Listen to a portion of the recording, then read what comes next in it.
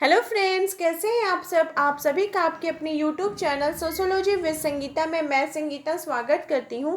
और इस चैनल के माध्यम से हम लोग सोशियोलॉजी के कम्पिटिटिव एग्जाम के प्रिपरेशन करते हैं। अभी जो हमारे क्लासेस चल रहे हैं उसके अंतर्गत हम लोग झारखंड लेडीज सुपरवाइजर का सोशियोलॉजी का सिलेबस को कवर कर रहे हैं। यूनिट 3 चल रहा है और यूनिट 3 के अंतर्गत आप लोग को पढ़ना होगा सामाजिक स्तरीकरण, जिसे सोशल स्ट्रेटिफिकेशन बोला जाता है। तो इसका जो कॉन्सेप्ट्स क्या है इसको हम लोग आज पूरा डिटेल्स में देखेंगे, इसकी थ्योरी को देखेंगे और इससे रिलेटेड जो एमसीक्यू है वो मॉर्निंग के क्लासेस में होंगे। आपसे में बहुत सारे फ्रेंड्स जो थे उन्होंने मुझे पूछा कि मैम आपका नोट्स किस प्रकार का होता है। तो देखिए, मैं यहाँ पे आपको अपना नोट्स दिखा रही हूँ, आप भी इसी प्रकार का नोट्स बना सकते हैं।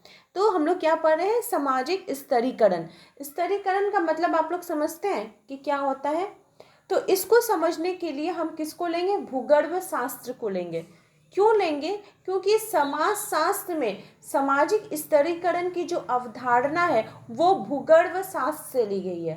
कैसे ली गई है कि देखिए, भूगर्भ शास्त्र जब आप पढ़िएगा तो उसके अंतर्गत हम लोग को क्या पढ़ना होता है, मिट्टी के लेयर के संदर्भ में पढ़ना होता है।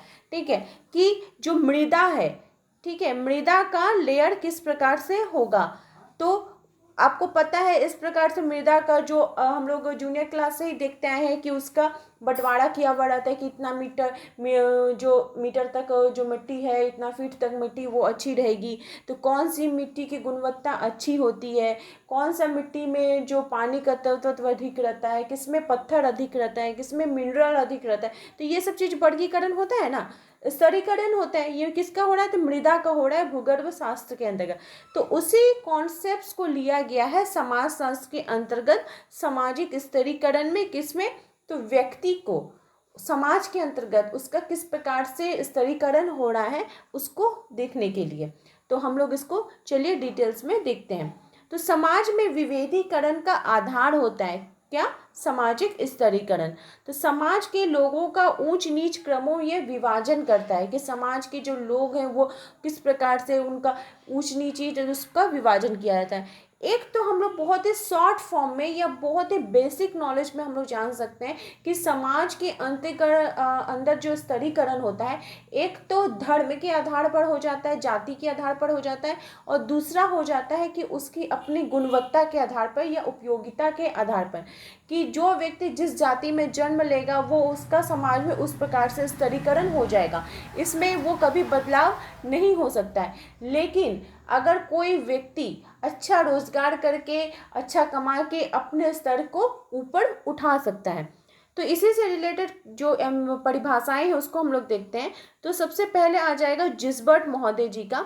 वे बोलते हैं कि सामाजिक स्तरीकरण समाज का उन स्थायी समूह या श्रेणियों में विभाजन है जो उच्चता निम्नता के संबंधों में बंधे हुए हैं। आपको उच्चता और निम्नता तो हर एक परिभाषा में ही देखने को मिलेगी। तो इसमें क्या बोला जा रहा है, सामाजिक स्तरीकरण समाज का उन स्थायी समूहों, समाज के अंतर्गत जो स्थायी समूह है या श्रेणी है उसका विभाजन कौन कर रहा है, तो ये उच्चता और निम्नता के संबंध, ये किनके द्वारा बोला गया है, तो जिसबर्ट महोदय जी के द्वारा बोला गया है। हमारे नेक्स्ट जो थिंकर है रेमंड मूर, उनके अनुसार स्तरीकरण समाज का क्षैतिज विभाजन है, अर्थात समाज के अंतर्गत व्यक्ति का किस प्रकार से उसका ऊंच नीच का जो कम, ऊंच नीच की मतलब कि जो व्यक्ति जिस जाति में जन्म ले रहा है, जो व्यक्ति जैसा रोजगार कर रहा है, उसकी आर्थिक स्थिति कैसी है, उस आधार पर उसका वर्गीकरण। पार्सन्स महोदय बताते हैं कि सामाजिक स्तरीकरण वह प्रक्रिया है जिसमें किसी सामाजिक व्यवस्था में व्यक्तियों का ऊंच नीच के क्रम में विन्यास में विभाजन होता है।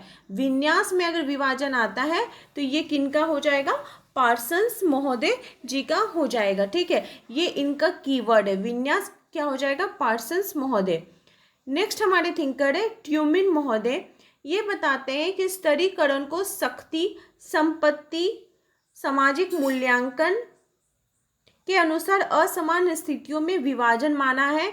इन्होंने स्तरीकरण की 5 विशेषताएं बताई हैं।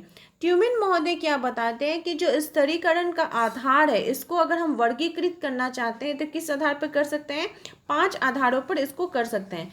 क्या क्या, सामाजिक, पुरातन, सार्वभौमिक, विभिन्न स्वरूप और परिमाणात्मक प्रक्रिया, इसके आधार पर हम समाज के अंतर्गत किसी व्यक्ति का स्तरीकरण कर सकते हैं। नेक्स्ट जो हमारे थिंकर है सोरोकिन महोदय, वे बताते हैं कि स्तरीकरण को मानव की वंशानुगत भिन्नताओं के आधार पर मानते हैं। मतलब वे जाति को इसको मेन फैक्टर बताते हैं कि जो जाति जिस जाति में जन्म लेता है वो उसी जाति का कहलाएगा, तो उसका स्तर समाज के अंतर्गत भी वैसा ही हो जाएगा। इसको आधार कौन बताते हैं? सोरोकिन महोदय। अब हम लोग क्या देखते हैं? स्तरीकरण के प्रकार। तो स्तरीकरण के प्रकार में वाटोमोर ने, आप लोग इसको नोट डाउन करते चलिए कि वाटोमोर ने 4 प्रकार के स्तरीकरण के प्रकार बताए हैं। कौन कौन से? दास, जागीर, जाति या और वर्ग। ये जागीर है, ठीक है। तो दास, जाति, आपका जागीर, जाति और वर्ग। दास प्रथा जो है ये प्राचीन काल में आपको देखने को मिलेगी। इसके अंतर्गत जो प्राचीन समाज होता था वहाँ पे दास एवं स्वामी की प्रथा हमें देखने को मिलती है, ठीक है। जागीर, जागीर यानी स्टेट्स में मतलब जो मध्यकालीन यूरोप था वहाँ पे जो सामान्य जनता और सामंतवादी लोग और पादरी वर्ग, क्योंकि पादरी वर्ग का उस समय बहुत ही ज़्यादा वर्चस्व था, तो उस आधार पर जागीर का वर्गीकरण किया गया है। थर्ड है जाति प्रथा। जाति प्रथा जो है ये मेनली आपको कहाँ पे देखने मिलेगा? भारतीय महाद्वीप में। तो भारतीय महाद्वीप में भारत इस प्रकार के आपको जो जाति प्रथा है वो देखने को मिलेगा, जिसके अंतर्गत हमें 4 वर्ण व्यवस्थाएं देखने को मिलेगी। इसलिए इसको वर्ण को जो व्यवस्था है उसको बंद व्यवस्था के नाम से भी जाना जाता है। और फोर्थ हो गया वर्ग। वर्ग जो है ये आधुनिक समाज की व्यवस्था है, जिसके अंतर्गत उच्च वर्ग, मध्यम वर्ग और निम्न वर्ग आते हैं। तो ये किनके द्वारा बोला गया है? तो वाटोमोर महोदय जी के द्वारा। फिर जो नेक्स्ट है बर्गेल महोदय, बर्गेल ने 2 प्रकार के जो स्तरीकरण के आधार बताए हैं। वे बताते हैं कि समाज के अंतर्गत जो स्तरीकरण होगा वो 2 आधार पर होगा। कैसे कैसे? एक तो सामूहिक रूप पे व्यक्ति का स्तरीकरण होगा और दूसरा व्यक्तिगत रूप पे। अगर हम बात करें सामान्य आधार पर, तो स्तरीकरण को प्रदत्त एवं अर्जित, बंद एवं मुक्त भागों में भी बांटा जा सकता है। जैसे देखिए स्तरीकरण क्या हो जाता है? प्रदत्त एवं अर्जित। इसको भी समझने की बात है कि आखिर ये प्रदत्त और अर्जित परिस्थिति होती क्या है, स्तरीकरण का आधार क्या है। प्रदत्त जो स्थिति है स्तरीकरण का, उसमें क्या होता है कि जो व्यक्ति जिस जाति में जन्म ले लेता है या फिर जिस परिवार में जन्म लेता है उसको ऑलरेडी वो चीज़ मिल जाता है। अगर आप ब्राह्मण परिवार में जन्म लेते हो तो ब्राह्मण की जो जाति है वो आपको ऑलरेडी मिल जा रही है, तो ये आपकी प्रदत्त परिस्थिति होगी। ये आपका स्तरीकरण का आधार हो गया कि आपको समाज के अंतर्गत उच्च स्थान मिलेगा। अब क्या है कि आप किसी परिवार में जन्म लिए हैं, तो आपसे अगर कोई छोटे भाई बहन है तो वो आपको भैया या दीदी बोलेंगे, ठीक है। तो इसके लिए आपको कोई मेहनत करने की ज़रूरत नहीं पड़ेगी कि आपको यह स्थिति हासिल करने के लिए कि हमको भैया बोलेगा वो, उसके लिए हमको मेहनत करना होगा, हमको दीदी बोलेगा हमको मेहनत करना होगा। कोई ज़रूरत नहीं है, आपको ऑलरेडी उस परिवार में आप पहले जन्म लिए इसलिए आपको मिल गया। लेकिन अर्जित परिस्थिति क्या होता है? इसमें हमको अर्जन करना पड़ता है।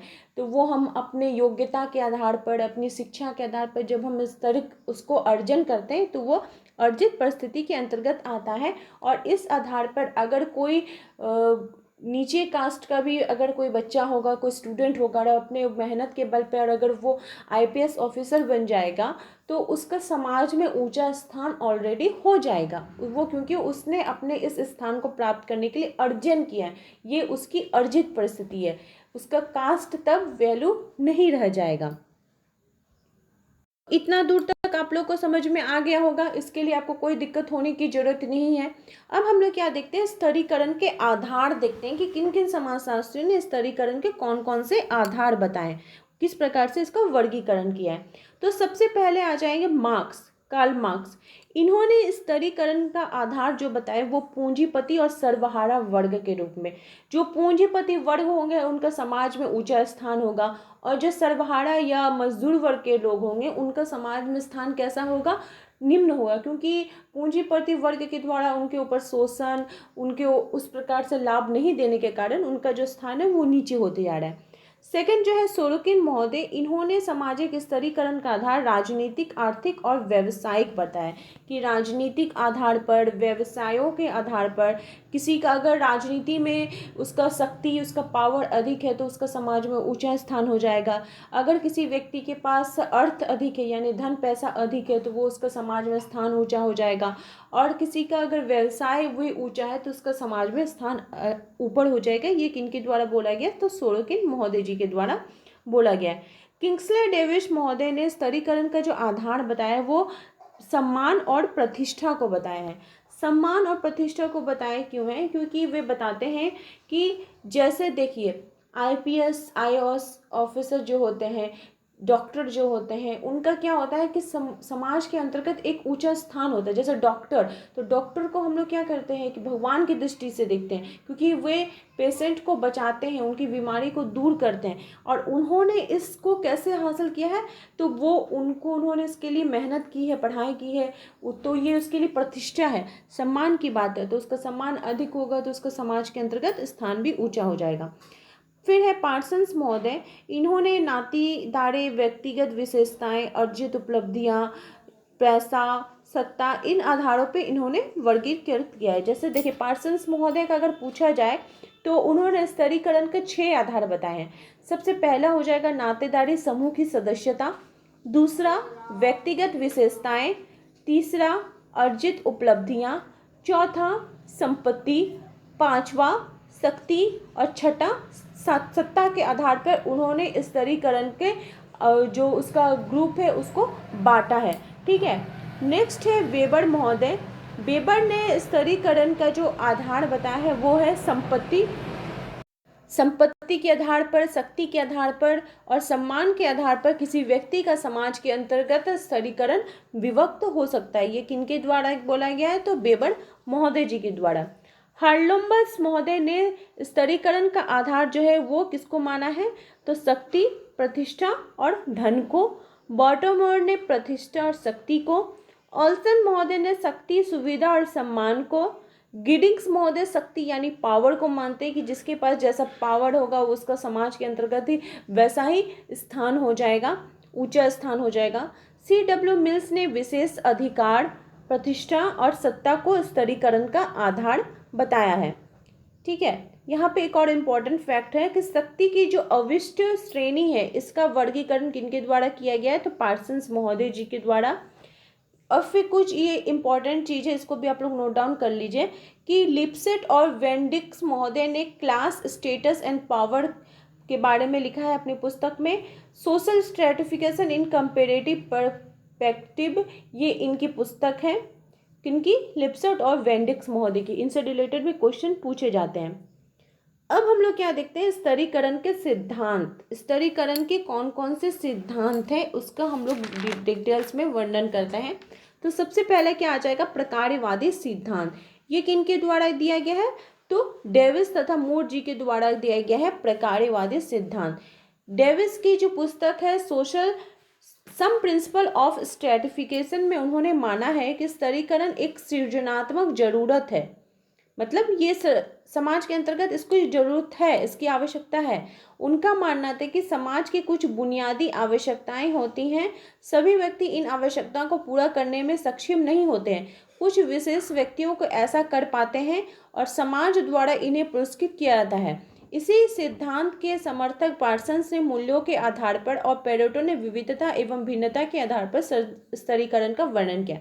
इन्होंने बताया है कि कुछ ऐसे समाज के अंतर्गत काम होते हैं या क्रियाएं होती है जिसको तो सभी कर लेगा, इसके लिए कोई विशेष इफर्ट की ज़रूरत नहीं पड़ती है। लेकिन कुछ ऐसी क्रियाएं होती हैं जिसको करने के लिए इफर्ट का ज़रूरत होता है, उसके लिए परिश्रम करना पड़ता है, मेहनत करना पड़ता है। तो जब वो व्यक्ति उस इफर्ट को पहुंचता है तो समाज के अंतर्गत उसका ऑलरेडी जो स्थान होता है वो ऊंचा हो जाता है।